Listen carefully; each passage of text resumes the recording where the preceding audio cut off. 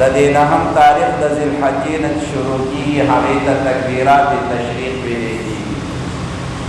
نهم تاریخ د ذی الحجې چې د عرفې ورځ ده، د دې د سحر مانځه نه تکبیرات تشریق شروع کیږي. د ذی الحجې د 14 تاریخ مازدیګره پورې،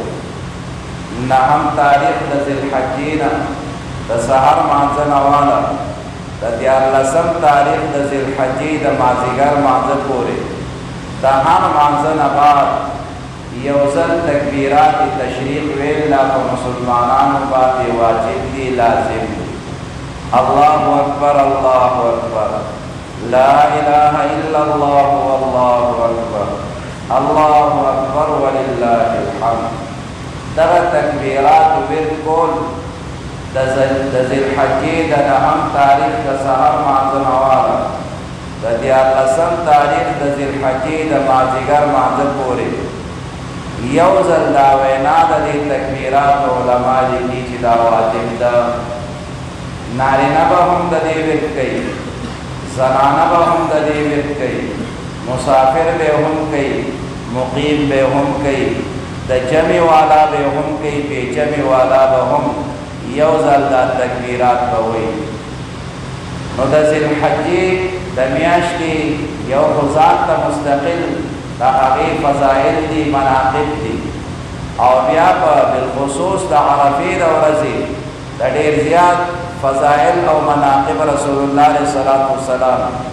امت ته ذکر کړي دي، او په دې کې بالخصوص د تکبیراتو د تشریف د دې دا وینا هم د دې عرفې د ورځې د سحر مانځه نه بعد دا شروع کېږي، او یو ځل دا تکبیرات ویل دي. نارینه به هم د دې ورد کوي، زنانه به هم کوي،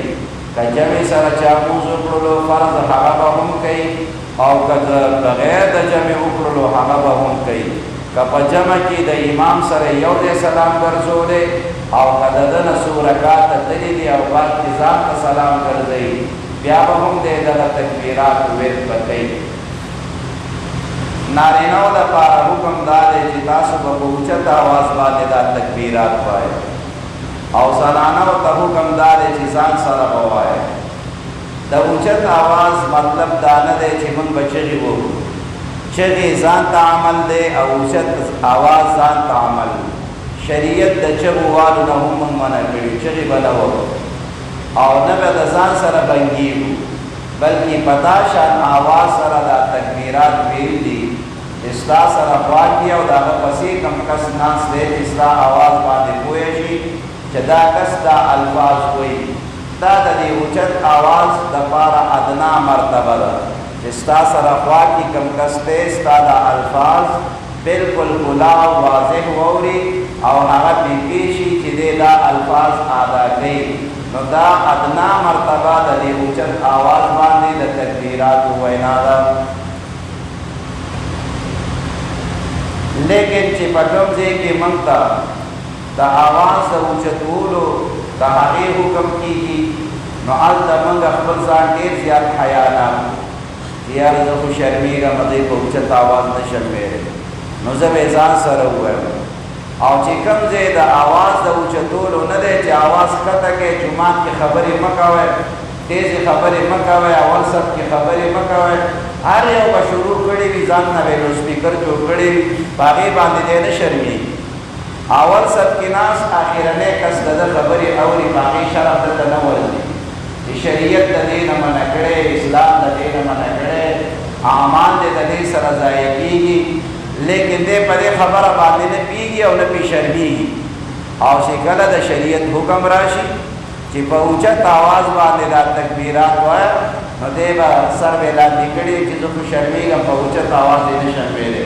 خامخا به شرمېږي چې د الفاظو ادایګي نه ګرځېدله، الفاظ صحیح کا درست کا، کلمه یاده که دا کم داسې شل سپارې ده، خو درې ټکي دي: الله اکبر الله اکبر، لا اله الا الله والله اکبر، الله اکبر ولله الحمد. دغه درې جملې دي او د دغې دریو جملو چونکې موږ ته راځي نه موږ د دې سره شوق شته دی، د دې وجې نه د ځان سره وبنګېږو چې هر څه مو وویلې. او چې نور د شریعت خلاف عمل شي نو ښه په شوق باندې لګي نو برای کرم جمعه کی خبرې مکوئ